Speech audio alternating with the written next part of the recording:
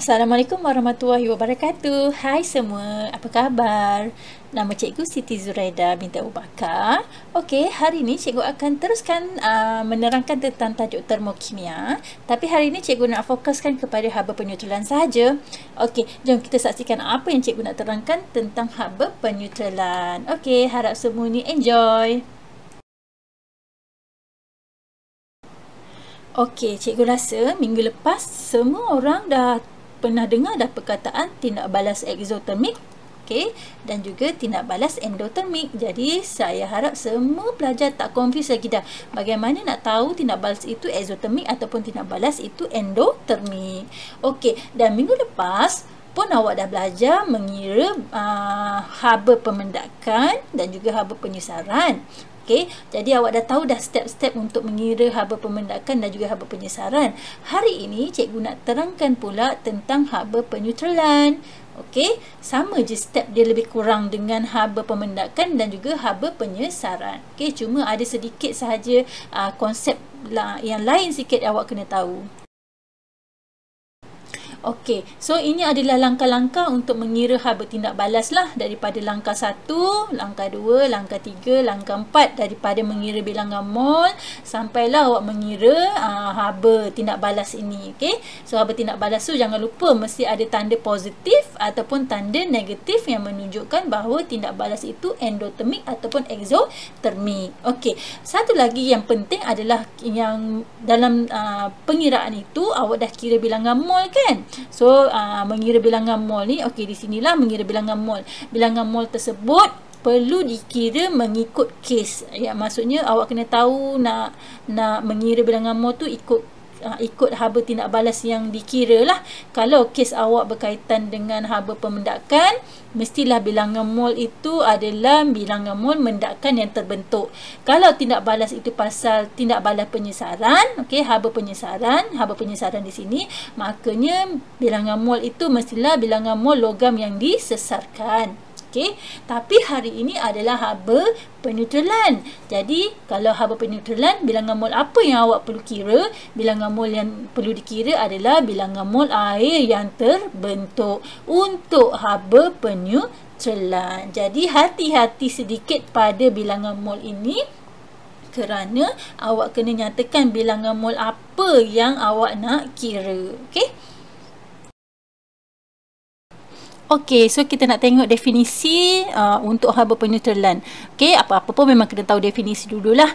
Okey, definisi bagi haba penyutralan ialah perubahan haba. Kita tengok kat sini ada perkataan perubahan haba apabila 1 mol air terbentuk daripada tindak balas penyutralan daripada asid dan alkali.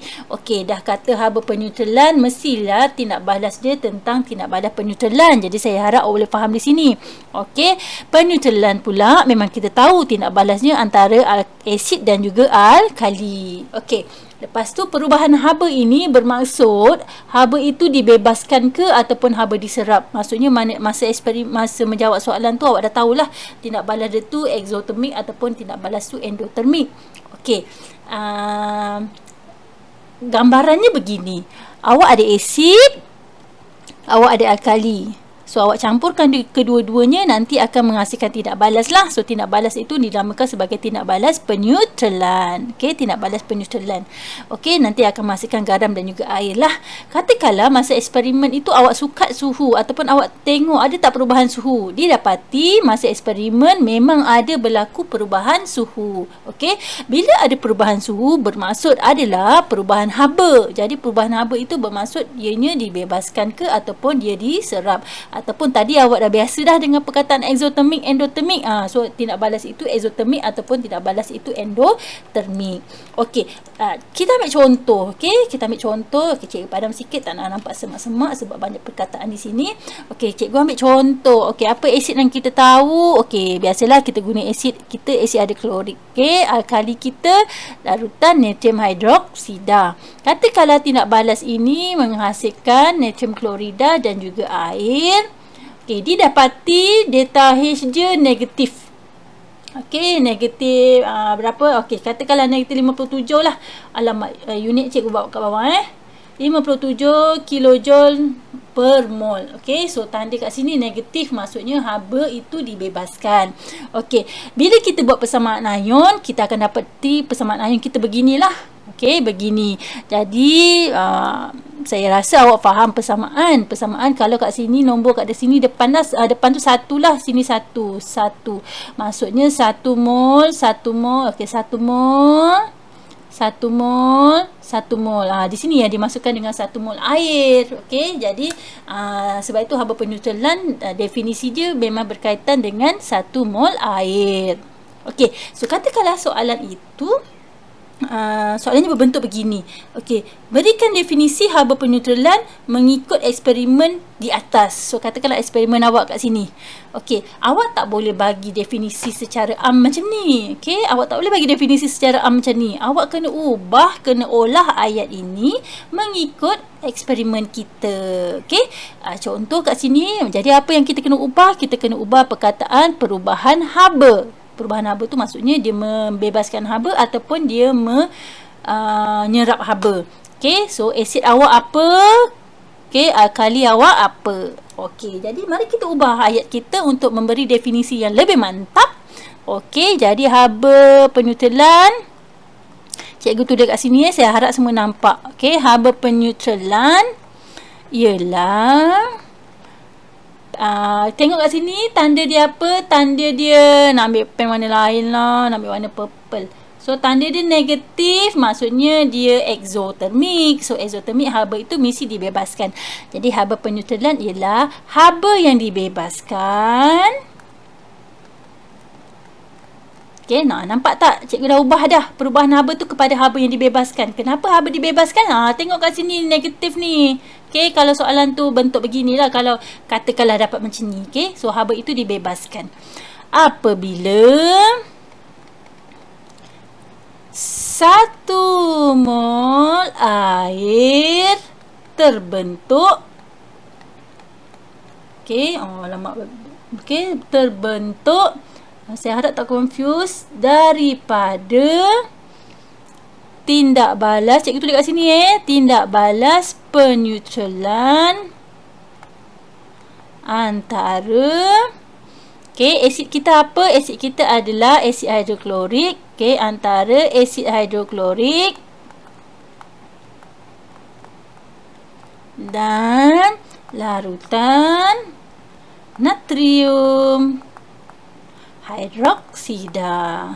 Nampak tak? Definisi sahaja dia pun dah mencabar dah. Okey, definisi sahaja pun dah mencabar. Tapi jangan risau, tak mencabar mana pun. Kalau faham konsep dia, mesti boleh olah awak punya definisi tu menjadi lebih spesifik mengikut kehendak soalan. So, kita dah selesai bab definisi. Sekali lagi, definisi secara am yang ini.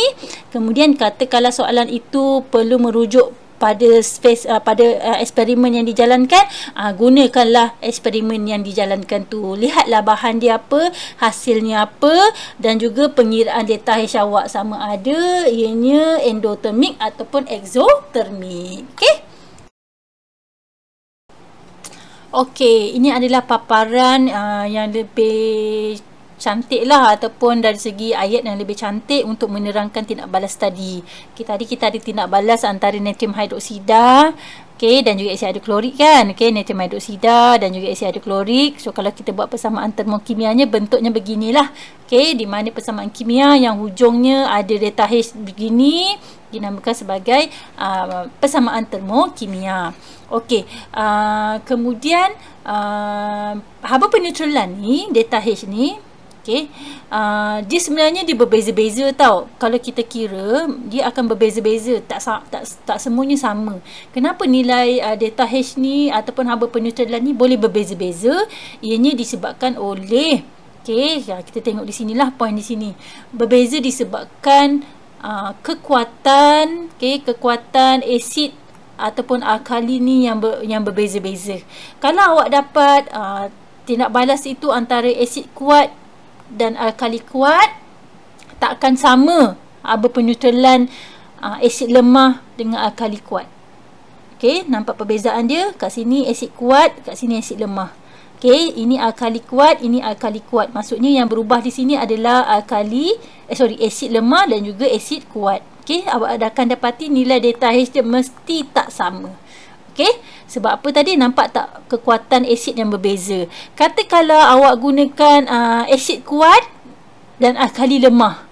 Okey, tak sama, takkan sama dengan asid lemah dengan alkali lemah. Nampak tak? Sini asid kuat. Okey, sini asid lemah. Okey, dah berbeza dah kekuatan asid tu. Okey, alkali lemah. Okey, so kat sini nanti kita boleh buktikan melalui eksperimen lah nilai delta H tu mesti akan berubah. Kenapa dia boleh berubah? Oh, disebabkan oleh kekuatan asid dan juga alkali yang berbeza-beza. Baiklah pelajar, okey, ini adalah contoh nilai haba peneutralan, okey, pelbagai tindak balas peneutralan lah. Maksudnya kita akan eksperimen kita tu adalah berbeza kekuatan asid dan juga kekuatan alkali. Okey, contoh yang pertama, okey, katakanlah kita menggunakan asid kuat dan alkali kuat. Okey, so haba peneutralan kita negatif 57 kilojoule per mol. Negatif ni ingat tau, negatif tu tandanya dianya adalah tindak balas eksotermik. Okey, tindak balas eksotermik. Okey, contoh alkali kuat, contoh macam ni lah, awak ada asid, ada klorik, awak tindak balaskan dengan alkali kuat. Okey, natrium hidroksida, awak akan dapati nilai dia negatif 57 kilojoule per mol lah. Okey, katakanlah yang kedua, asidnya lemah, alkalinya kuat. Okey, asidnya lemah, alkalinya kuat. Contoh, okey, mana satu asid lemah? Contoh yang cikgu bagi. Okey, asid lemah cikgu asid etanoik. Tindak balas dengan alkali kuat, larutan natrium hidroksida. Okey, satu lemah, satu kuat. Cikgu akan dapati nilainya lagi kurang daripada yang kuat dengan kuat tadi. Dia kurang sikit lah. Kalau yang ketiga asid kuat dan alkali lemah, so bila guna alkali lemah kita akan dapati, okey, contoh asid kuat. Okey, tengok contoh yang cikgu bagi ni. Okey, contoh asid kuat, asid hidroklorik. Tindak balas dengan alkali lemah, larutan amonia. Cikgu akan dapati nilainya lagi kecil. Okey, lagi kecil lah. Okey, so yang keempat lah. Yang keempat ni dua-duanya lemah. Kalau dua-duanya lemah, pastinya nilainya lagi kecil. Iaitu contoh lemah natrium. Salah. Okey, contoh lemah, cikgu padam maaflah tersasul pula. Contoh asid lemah, asid etanoik, tindak balaskan dengan alkali lemah, larutan amonia. Okey, so bila dua-dua lemah, cikgu akan dapati nilainya lagi kecil. Okey, so kesimpulan untuk slide yang ini adalah haba peneutralan tu memang tak sama, bergantung kepada kekuatan asid dan juga alkali. Cikgu harap semua anak murid cikgu tak ada masalah pun nak hafal contoh-contoh asid dan juga alkali lemah dan kuat ini. Kenapa kena hafal at least satu contoh supaya ianya boleh membantu awak lebih yakin menjawab soalan esei. Okey, so kita nak tengok contoh pengiraan yang melibatkan haba peneutralan. Jangan risau, senang je. Kalau dah faham haba penyesaran, dah faham haba pemendakan, yang ni mesti kacang goreng. Okey, mari kita tengok pada soalan. Jangan lupa galilah segala info-info yang ada. Okey, so kalau kita baca soalan, highlightkan perkara yang penting. 60 cm padu larutan natrium hidroksida. Okey, kepekatannya 2.0 mol desimeter padu. Dicampurkan bersama dengan 60 cm padu larutan asid etanoik yang kepekatan dia 2.0 per desimeter padu. Okey, kemudian kita akan dapati suhu tertinggi larutan campuran ialah 40.5. Suhu awal masing-masing 28. Okey. Asid etanoik pun 28, natrium hidroksida pun 28. Okey, soalannya, hitungkan haba peneutralan bagi tindak balas tersebut lah. Okey, dia nak kira haba peneutralan. Okey, tarat. Warna kuning sikit. Wah. Okey, haba peneutralan. Okey, jumpa soalan-soalan macam ni, jangan lupa keluarkan segala yang ada. Okey, jangan tengok macam tu jadi memang awak tak nampak lah. Okey, kita keluarkan data tentang natrium hidroksida dulu. Okey, molaritinya 2.0 mol per desimeter padu. Okey, isi padunya adalah 60 cm padu. Okey, kemudian asid etanoik. Okey, molaritinya sama. Okey, sama. Volumenya pun sama. Okey, kalau sama ngam lah ni, senang je kacang goreng. Okey. So kita dah ada data tentang natrium hidroksida dan juga asid etanoik. Okey, apa lagi data tentang, kita tengok suhu pula. Okey, suhu awal tadi dia dah bagi dah 28, kedua-duanya 28. Jadi tak ada masalah. Okey, suhu tertinggi 40.5 darjah Celsius. Jadi kita boleh mencari theta. Theta sama dengan suhu tertinggi tolak dengan suhu terendah lah. So 40.5 tolak dengan 28.0, kita akan dapati nilai ni bagi okey, nilainya tara 12.5 kat sini. Okey, 12.5. Okey, so kita akan dapati 12.5 darjah Celsius. Okey, ini adalah info-info asas sekali sebelum kita untuk mengira haba peneutralan. Okey, so kita tengok step pertama untuk mengira haba peneutralan ini. Okey.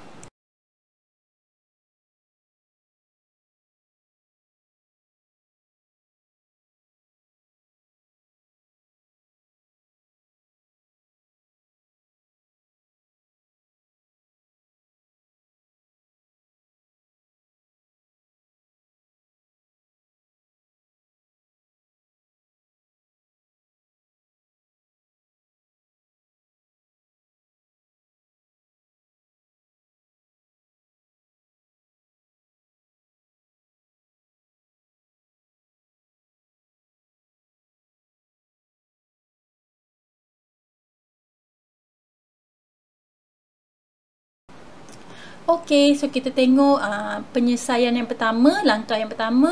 Okey, hitungkan bilangan mol air yang terbentuk. Okey anak-anak, kenapa kena kira bilangan mol air yang terbentuk? Tadi cikgu ada cakap, kenapa kena kira bilangan mol air? Sebab definisi kita ialah 1 mol air. Okey, 1 mol air. Okey, tapi data pasal air setelah kita korek-korek tadi, okey, kita dapati tak ada pasal air pun kat sini. Okey, tapi jangan risau. Melalui data natrium hidroksida dan juga asid etanoik ini, kita boleh mencari bilangan mol air dengan membuat nisbah mol nanti. Okey, so kita kira dululah bilangan mol natrium hidroksida dan juga asid etanoik. Okey, so yang pertama, bilangan mol natrium hidroksida. So formula kita MV per 1000. Okey, berapa molariti kita tadi? 2.0. Okey, berapa volume kita? 60 cm padu bahagi dengan 1000. Okey, berapa? Cuba tekan kalkulator. 2 darab dengan 60. Okey, bahagi 1000. Kita akan dapati 0.12 mol. Okey, so 0.12 mol. Okey, natrium hidroksida. Okey, kira pula bilangan mol. Oh, tak nak pakai warna purple, kita ambil warna lain. Okey, warna merah. Okey, so bilangan mol asid etanoik CH3 COOH. Oh, nilai dia sama, tak ada masalah. Okey, jimat masa kita nak tekan kalkulator. So kita akan dapati 2.0 darab dengan 60 bahagi 1000. Nilainya sama, 0.12 mol. Okey, so kita boleh cari bilangan mol air lah dengan membandingkan nisbah. Berapa nombor kat depan ni kanak-kanak? 1 mol, 1 mol, 1 mol, 1 mol Okey, jadi kata awak nak compare ataupun awak nak bandingkan nisbah mol tu dengan siapa? Okey, kalau cikgu berkenan ikut awak lah, awak nak ambil mana-mana sebab sama kan. Okey, so kalau cikgu berkenan natrium hidroksida, cikgu nak bandingkan dengan air. Okey, jadi 1 nisbah 1. Okey, mari kita buat okey, macam ni kita nak susun ayat dekat sini. 1 mol natrium hidroksida nisbah dengan 1 mol air.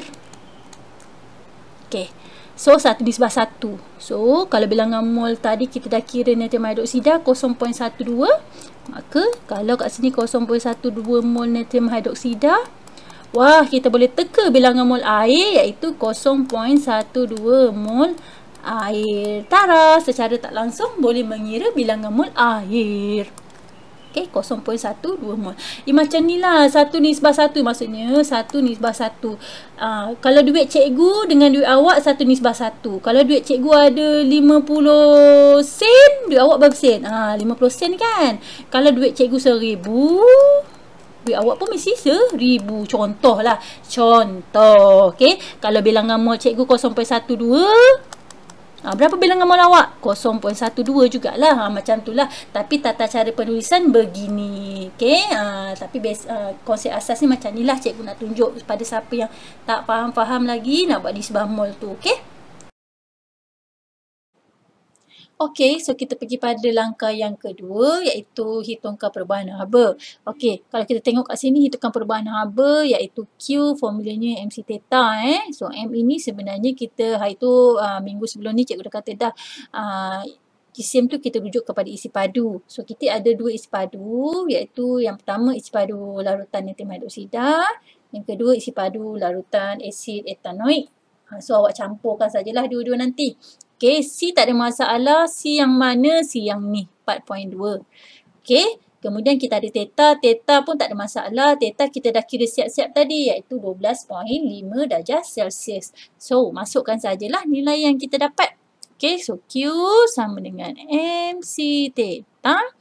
M 60 tambah dengan 60. Okay, C kita 4.2.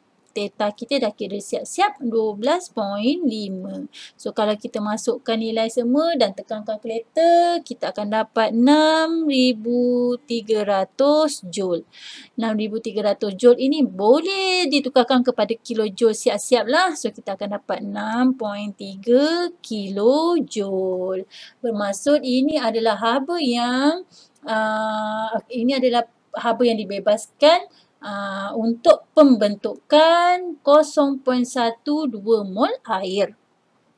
Okay, so langkah yang ketiga pula, okay, hitungkan perubahan haba untuk pembentukan 1 mol air. Tadi kita dah kata dah 0.12 mol air dibebaskan 6.3 kilojoule haba. Okay, so kalau cikgu buat dalam bentuk ayat, okay,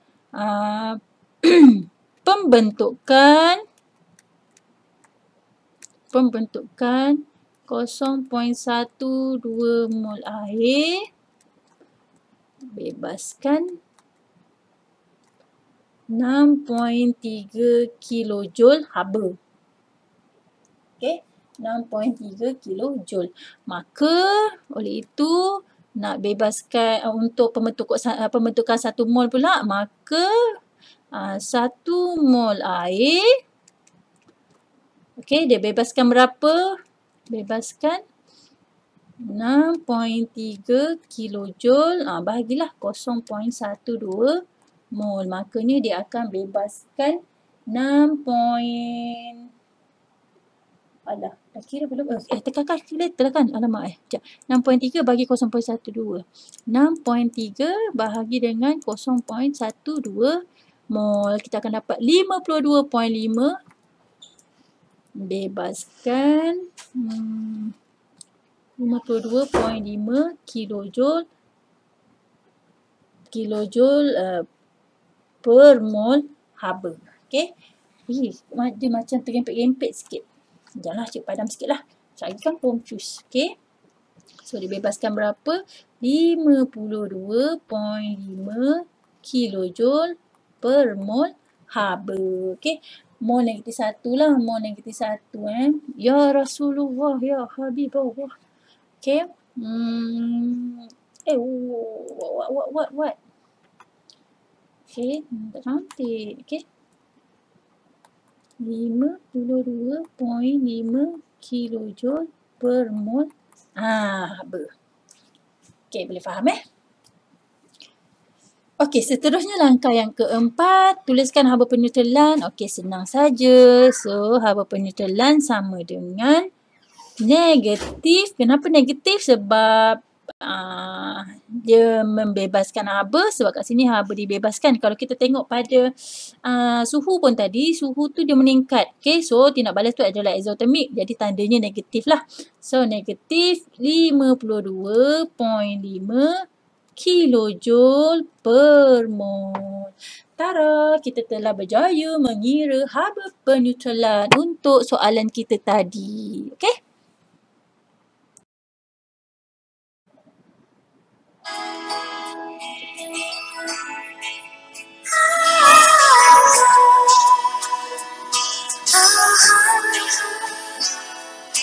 Pahit rindu dan pengorbanan terpaksa dihadapi demi kejayaan.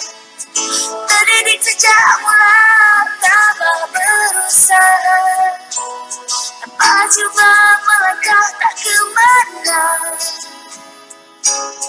Di mana kau berada, pencapaian tak tiba dengan mudah. Keep me standing in the eyes of the world. Hanyalah selangkah dari datang. Belajar memelani jiwa, menanti saat bebas merdeka. Tiba masa kau melangkah gagah, bersemangat ke arah matlamat sebenarnya upaya. Engkau teruntuk wajar standing in the eyes of the world.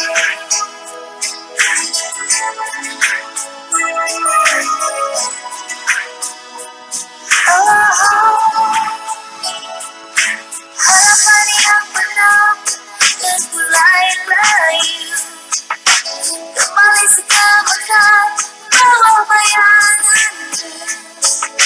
Setiap manusia ingin percaya, namun tak semua memiliki tujuan. Kau mengakhirinya, kesempatan telah pun tiba. Keep me standing in the eyes of the world. Hanyalah selangkah dari datang. Belajar memelani jiwa, menanti saat bebas merdeka.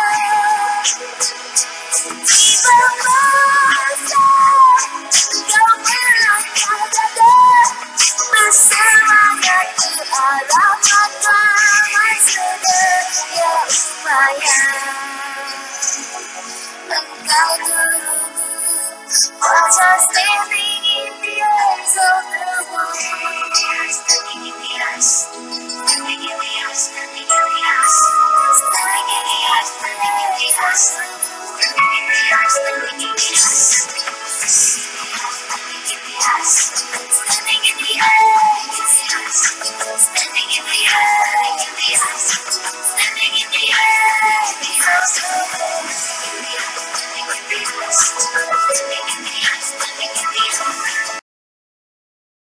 Okey, so kita nak pergi kepada membandingkan lagi haba peneutralan, tapi kita nak tengok pada kes yang kedua ni lah. Okey, so kes yang kedua tengok pada ruangan yang biru ni So ruangan yang biru ni katanya, okey, apakah nilai haba peneutralan asid safrik? Okey, kita tahu asid safrik ni adalah asid diprotik kuat dengan alkali kuat. So dia sudah terangkan lah. So soalan macam ni macam cikgu cakap tadi, ini adalah fokus esei. Okey. So awak kena terangkan kenapa asid safrik, kena tahu berapa nilai, awak boleh jangkakan berapa nilai haba peneutralan dia, dan awak kena terangkan lah. Okey, so pertama sekali kena buat dulu persamaan kimia. Okey, so persamaan kimia, okey, dia bagi contoh lah. Contoh di sini adalah natrium hidroksida bertindak balas dengan asid safrik. Okey, so ini persamaan kimia kita dapat. Okey, daripada persamaan kimia ini kita boleh buat persamaan ion. Okey, ini persamaan ion yang awak dapat. Okey, so persamaan ion, kalau kita tengok di sini, okey, 2 mol ion hidrogen bertindak balas dengan 2 mol ion hidroksida menghasilkan 2 mol air. So delta H dia ataupun haba peneutralan dia mesti 2 kali ganda lah. Tadi kalau 1 mol 57 kan? 57 kJ per mol, tapi kat sini 2 mol air. Jadi 2 mol air mesti delta H dia akan jadi 2 kali ganda. Okey, 2 kali ganda. Tapi kalau kita ikut definisi pada asalnya adalah apa yang dikatakan dengan haba penyutelan? Haba penyutelan adalah haba yang dibebaskan apabila 1 mol air terbentuk. Okey, 1 mol air. Pada persamaan anyun di atas yang cikgu tunjukkan ni tadi, ini adalah menghasilkan 2 mol air. So, walaupun menghasilkan 2 mol air, definisi kita tetap merujuk kepada 1 mol air. So, walaupun nilai dia delta H dia negatif 114 kJ, oh lupa kat sini, per mol. Okey, tapi disebabkan merujuk kepada 1 mol air, jadi nilai delta H dia tetap juga negatif 57 kJ per mol. Okey, jadi apa-apa pun mesti tengok definisi pada yang asal tadi, yang awal-awal tadi. Okey, so kita nak membandingkan haba penyutelan untuk kes yang ketiga lah. Okey, so kita fokus kat bahagian biru ni. Kita rangka mengapa haba penyutelan antara asid lemah dan alkali kuat kurang daripada 57 kJ per mol. Okey, soalan ni tanya kenapa kalau kita gunakan salah satu tu lemah nilainya kurang daripada 57 kJ per mol. Okey. So kita tengok kat sini So magnitude haba penyutelan untuk asid lemah dengan alkali kuat. Okey, kita ada asid lemah dan alkali kuat atau asid kuat dengan alkali lemah, nilainya adalah kurang daripada 57 kJ per mol. Okey, jadi tak kisahlah mana satu yang lemah, tapi jika salah satu tu lemah memang kurang daripada 57 kJ per mol lah. Okey, so kalau kita tengok contoh kat sini, kita ada natrium hidroksida. Okey, so natrium hidroksida, cikgu ambil highlighter. Okey. So natrium hidroksida bertindak balas dengan asid etanoik. Okey, satu lagi natrium hidroksida bertindak balas dengan hydrocyanuric acid. Okey, kedua-duanya cikgu dapati ataupun kita dapati nilainya kurang daripada 57 kJ per mol. Okey, so bagaimana awak menerangkan esei awak? Okey, so bila penerangan esei, awak haruslah merujuk kepada ataupun fokus jawapan kita, penerangan kita tentang kalau kita tengok contoh di sini so tentang asid lemah tadilah. Okey, tentang asid lemah. Kalau awak punya soalan itu, contoh soalan itu berkisar pasal alkali lemah, jadi jawapan awak tu tentang alkali lemah. Okey, saya harap awak faham kat situ. Tapi kat sini kita berkaitan yang lemah ni adalah asid lemah. Okey, so penerangan kita pasal asid lemah tu. Okey, mari kita tengok penerangan dia. So yang pertama adalah asid lemah ni mengayun spiral. Okey, separa lengkap dalam air menghasilkan ion hidrogen. Okey, so kalau persamaan pengayunan ni kita dapat macam ni lah. Kita ada anak panah berbalik kat sini. Okey, anak panah berbalik. So itu adalah menunjukkan bahawa asid tersebut mengayun separa lengkap dalam air. Okey, so disebabkan dia mengayun separa lengkap tu, maksudnya ada anak panah berbalik ni, maksudnya ada sebahagian lagi zarah yang wujud sebagai molekul. Okey, disebabkan sebahagian zarah masih kekal dalam bentuk molekul. Okey, so tenaga haba diserap untuk mengayunkan molekul asid lemah yang masih belum mengayun supaya mengayun sepenuhnya. Sebab itu sepatutnya nilai dia 57, kalau ikut teori lah 57 kJ per mol. Tapi disebabkan salah satu bahan yang kita guna itu adalah lemah, so contoh kat sini adalah asid lemah. Jadi asid lemah tu dia mengayun separa lengkap, jadi ada sebahagian yang wujud sebagai molekul.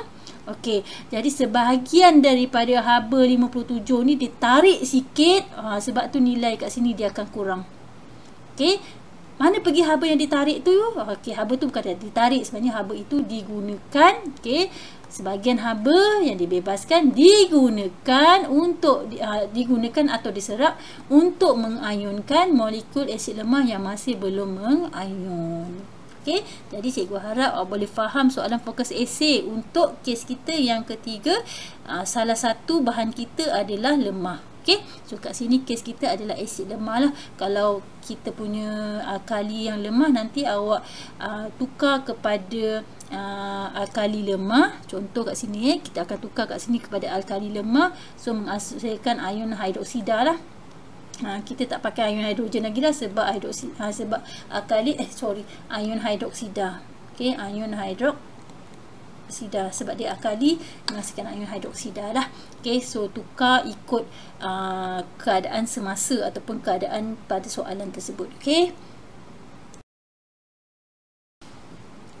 Okey, sekian sahaja penerangan cikgu hari ini tentang haba penyegelan. So, jumpa sebentar lagi di sesi tutorial di Google Meet kelas masing-masing. Okey, so sekian, terima kasih. Assalamualaikum semua. Bye.